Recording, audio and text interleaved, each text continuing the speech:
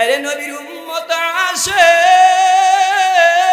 এই দুনিয়ার মধ্যে যদি বিপদ হয়ে যায় তাহলে অনেক সময় দেখা যায় এই দুনিয়ার বিপদেই কাউকে পাশে পাওয়া যায় না। কথা বলেন ঠিক কিনা? গ্রাম অঞ্চলে দেখবেন যদি কোনো সন্তান, যদি কোনো মানুষ বিপদে পড়ে যায় তা আপনজন তার পাশে যায় দাঁড়ায়। আপন যদি কেউ না থাকে তাহলে দূরবর্তী কেউ পাশে দাঁড়ায়। পক্ষান্তরে একটু ঢাকার দিকে যান, কোনো একটা শহরের দিকে যান, যদি কোনো মানুষকে বকাটে ছেলেরা ধরে বসে, তাকে যদি হত্যা করানোর চেষ্টা করে, আঘাত করে, পাশ দিয়ে হাজারো মানুষ হেঁটে যায়, এরপর জিজ্ঞাসাও করে না এখানে কি হয়েছে, কেন তাকে মারো। আরে নবীর উম্মত, আমি আপনাদেরকে জানা দিতে চাই দুনিয়ার মধ্যে যদি আমাদের বিচারটা এমন হয়ে যায়, যদি আমাদের ব্যাপারটা এমন হয়, ওই আখিরাত আর কবরের কথা আল্লাহ জানা দেন। ওই কবরে বান্দা যদি তোর বিপদ হয়, এ বান্দা আমি আল্লাহ ছাড়া তোকে কে ক্ষমা করবে, আমি আল্লাহ ছাড়া কে তোকে বাঁচাবে। ইয়াউমা ইয়াফিরুল মারউ মিন আখিহি ওয়া উম্মিহি ওয়া আবি ওয়া সাহিবাতিহি ওয়া বানি। আল্লাহ পাক রব্বুল আলামিন নিজেই ঘোষণা করে দেন ওই হাসরের ময়দানটা এমন হয়ে যাবে, আপন ভাই ভাইয়ের পাশে থাকবে, কিন্তু পাশে থাকার পর ভাই যখন বলবে ভাই ওই দুনিয়ার মধ্যে কত ভালোবাসতে তুমি আমাকে, কত মহব্বত করেছো রে ভাই,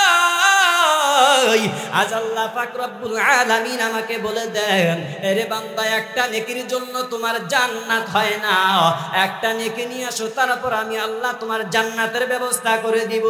ওই ভাই ভাইয়ের কাছে দৌড়ায়,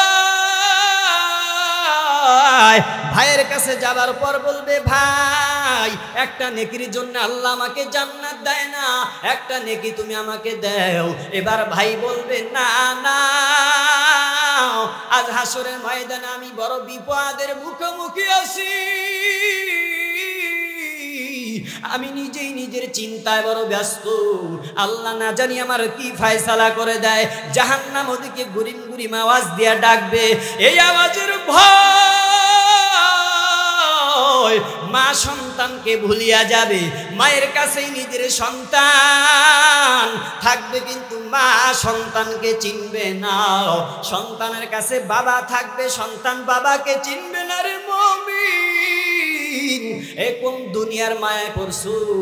একটু আখিরাতের চিন্তা করো, আর একটু মনে মনে ভাবো আল্লাহ পাক রব্বুল আলামিন আমাকে দুনিয়াতে পাঠাইছেন, কোন কারণে পাঠাইলেন, কিসের জন্য পাঠাইলেন? আল্লাহ পাক রব্বুল আলামিন অবশ্যই আমাদেরকে হিসাব নেওয়ার, অবশ্যই আমাদেরকে হিসাব নেবেন। ঈমান ও আমল খাঁটি করে আমাদেরকে কবর যেতে হবে। রে মুমিন, ওই হাসরের ময়দানে একটা সন্তান যখন মায়ের কাছে যাবে, সন্তান বলবে মা দুনিয়ার মধ্যে দেখতাম ওই ঘরের মধ্যে যদি ভালো কোনো খানার ব্যবস্থা হইতো, আর সন্তান যদি বিদেশের বাড়িতে থাকতো, ওই ঢাকার বাড়িতে সন্তান, আমেরিকার মধ্যে সন্তান, মালয়েশিয়ার মধ্যে সন্তান, ওই সৌদি আরবের জমিনে তোমার সন্তান, মা সন্তানকে ছাড়া ভালো খানাও খেতে চায় না। আশেপাশ থেকে সবাই জিজ্ঞাসা করে কেন তুমি খানা খাও না? মা তখন বলে আমার সন্তান একটা বাহিরে থাকে, আজ আমার সন্তান যদি গুলি ঘরে থাকতো তাহলে আমার সন্তানকে নিয়ে আনন্দের সাথে আমি খানা খাইতাম। ওই সন্তান বলবে রে মা দুনিয়ার জমিনে আমাকে ছাড়া একটা খানাও তুমি খাও নাই, একটা লোকমাও তুমি মুখের মধ্যে দাও নাই।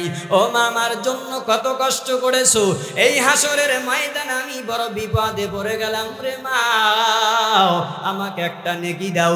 মা বলবে দুনিয়াতে আমার বিয়ে শাদী হয় নাই, আমার কোনো সন্তান নাই, আমার কোনো সন্তান নাই, আমার সামনে থেকে দূর হয়ে যাও।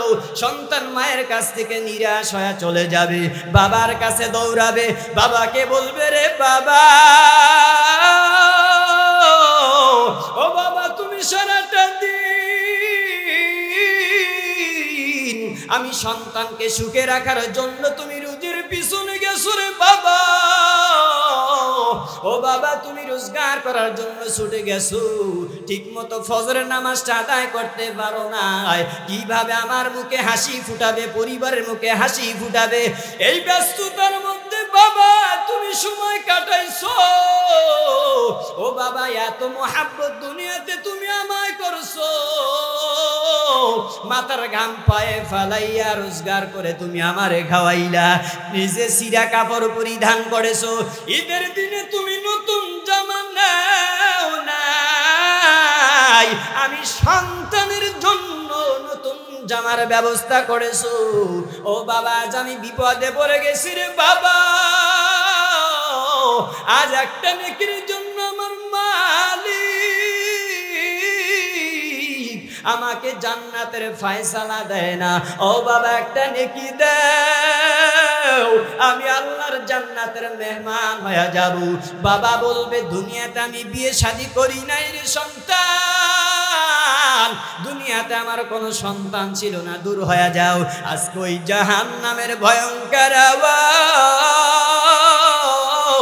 না জানি আল্লাহ আমার কি ফয়সালা করে দেয়। আমি বড় ব্যস্ত, তুমি আমার সামনে থেকে দূর হয়ে যাও। আরে নবীর উম্মত আশিক বাবা যারা আছো তাদেরকে আমি বলবো, সন্তানের পুরোপুরি হক তোমরা আদায় করো। যত প্রকার হক আছে সন্তান হক আদায় করে নাও। সন্তান যারা আছে মা বাবার হক আদায় করে নাও। আরে নবীর উম্মত, ওই আল্লাহ পাক রব্বুল আলামিন হকের ব্যাপারেও তোমাকে হাসরের ময়দানে পাকড়াও করবে। রহমাতুল লিল আলামিন মায়ার নবী আমার মসজিদে নববীর মধ্যে বসা সাহাবা আজমাইনদেরকে বলতেছে, ও সাহাবীরা, আমি কি তোমাদেরকে একটা ঘটনা শোনায় দিব? এবার সাহাবীরা তো মায়ার নবীর বড় পাগল, মায়ার নবীর কথা শোনার জন্য বড় পাগল। কখন মায়ার নবীর জবান থেকে একটা হাদিস বের হবে, একটা কোরআনের আয়াত বের হবে, একটা কথা বের হবে, এই কথা শোনার জন্য সাহাবীরা বড় পাগল। আরে নবীর উম্মত আশিক সাহাবীরা বলল, ও পয়গম্বর, আপনি জলদি করে আমাদেরকে শোনায়া দেন। রাহমাতুল লিল আলামিন মায়ার নবী আবার বলতেছেন, ও সাহাবী, তোমরা জানো না ওই হাসরের ময়দানে একদল আমার উম্মত দাঁড়া যাবে, আল্লাহর আসামির কাঠগড়ার মধ্যে তারা দাঁড়ায়া যাবে। এ সাহাবীরা জানো, তাদের আমলনামার মধ্যে দুনিয়াতে নামাজের সওয়াব থাকবে, তাদের আমলনামার মধ্যে কোরআন তেলাওয়াতের সওয়াব থাকবে, তাদের আমলনামার মধ্যে নফল ইবাদতের সওয়াব থাকবে। ওই সমস্ত আমার উম্মত তাদের আমলনামার মধ্যে তাহাজ্জুদের সওয়াব থাকবে। আরে নবীর উম্মত, নবী আমার বলেন, অসংখ্য অগণিত সওয়াব তাদের আমলনামায় থাকবে, পাহাড় পরিমাণ সওয়াব তাদের আমলনামায়। এরপর হাসরের ময়দানে তারা আটকায়া যাবে এবং তাদের জন্য জাহান্নামের ফয়সালা হয়ে যাবে। সাহাবীরা বলে, ও পয়গম্বর, কেন? নবী আমার জানা দেন। আল্লাহ পাক রব্বুল আলামিনের দরবারে এক শ্রেণীর লোক দাঁড়ায় বলবে, হে মালিক, ওই দুনিয়ার জমিনের মধ্যে আমি ছিলাম বড় গরীব, আমি ছিলাম বড় অসহায়, আমার কোনো ক্ষমতা ছিল না, আমার কোনো ক্ষমতা ছিল না, আমার টাকাও ছিল না, পয়সাও ছিল না। আয় আল্লাহ, আমি গরীব থাকার কারণে সমাজের এক শ্রেণীর লোক আমার সম্পদগুলো তারা গ্রাস করে ফেলতো। আয় আল্লাহ, আমার প্রতি অবিচার করত, জুলুম করত।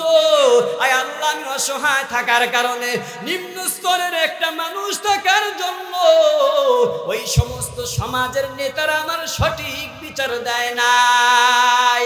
ওই বান্দা আমার হক নষ্ট করেছে। আয় আল্লাহ, ক্ষমতার বলে আমার জমি বেদখল দিয়েছে, টাকা নিয়ে টাকা দেয় নাই। আল্লাহ পাক ওই আসামিকে ডাক দিয়া বলবে, রে গোলাম, তুমি কি সত্যতার হক তুমি নষ্ট করেছো? তুমি তুমি কি টাকা নিয়ে তাকে দাও না, অকারণে বিনা কারণে তার জমি দখল দিয়েছো, তুমি কি তার প্রতি জুলুম করেছো? এর নবীর উম্মত, হাসরের ময়দানে মিথ্যা কথা বলার মতো কারো সাহস নাই। ওই বান্দা শিকার যাবে, বলবে হে মালিক, আয় আল্লাহ, ওই দুনিয়ার পিছনে পড়ার কারণে, আয় আল্লাহ, দুনিয়ার লোভে শয়তানের কারণে, আয় আল্লাহ, তোমার বান্দার হক আমি নষ্ট করে ফেলেছি। আয় আল্লাহ, টাকা নিয়ে দেই নাই, জমি আমি বেদখল দিয়েছি, অন্যায় ভাবে তার প্রতি আমি জুলুম করেছি।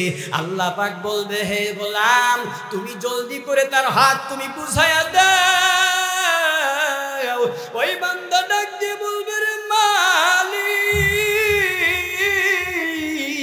আয় আল্লাহ, এটা তো দুনিয়া না, এটা তো হাসরের ময়দান।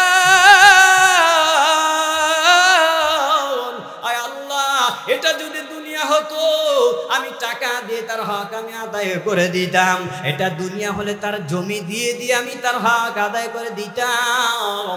আয় আল্লাহ, এটা তো হাসরের ময়দান, কোথায় পাবো আমি টাকা, কোথায় পাবো আমি জমি, কিভাবে তার হক আমি আদায় করে দিব?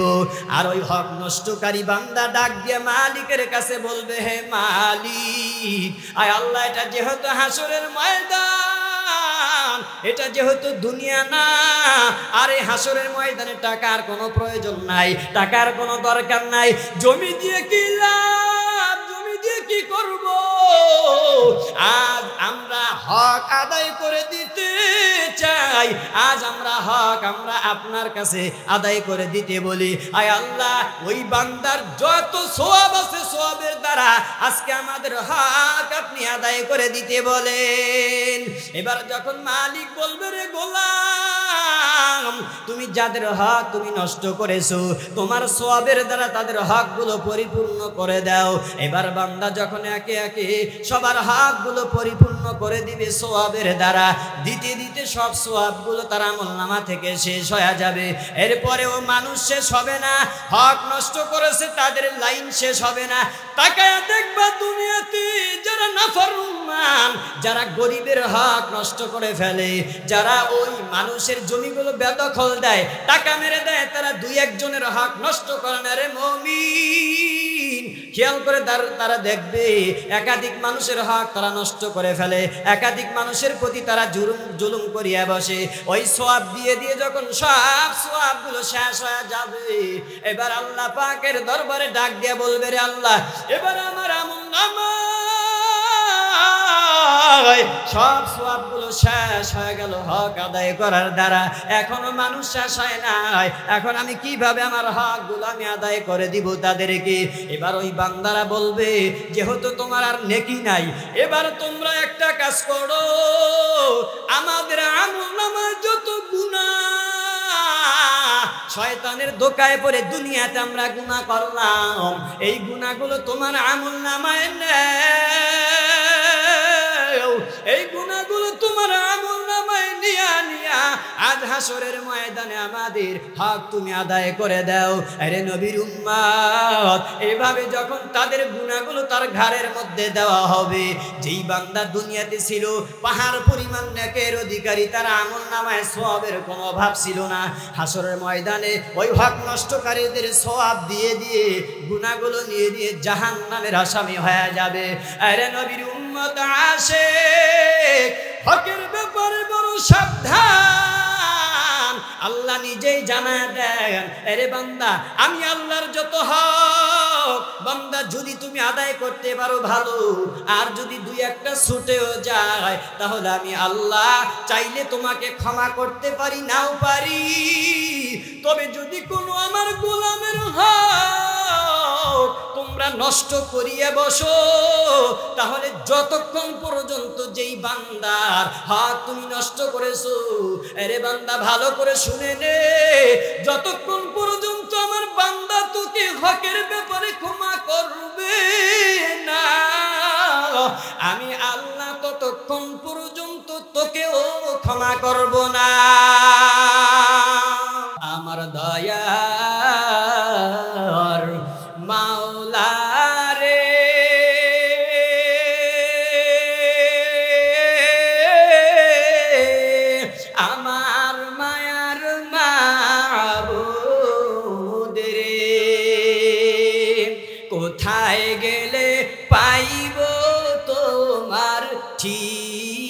ঠিকানা কোথায় গেলে পাইব তোমার ঠিকানা বার আসে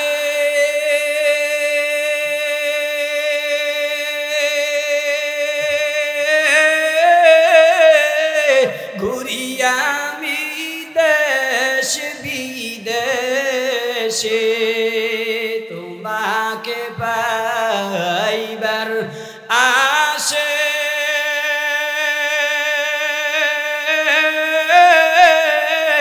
ঘুরিয়া আমি দেশ বিদেশে তোমাকে বুঝি আমি পাইলাম না তোমাকে বুঝি আমি পাইলাম না কোরআনের ময়দানে করলাম বিছানা ইজতিমার ময়দানে করলাম বিছানা উজানির ময়দানে করলাম বিছানা লা ইলাহা ইল্লাল্লাহ লা ইলাহা ইল্লাল্লাহ জবান খুলে লা ইলাহা ইল্লাল্লাহ লা ইলাহা ইল্লাল্লাহ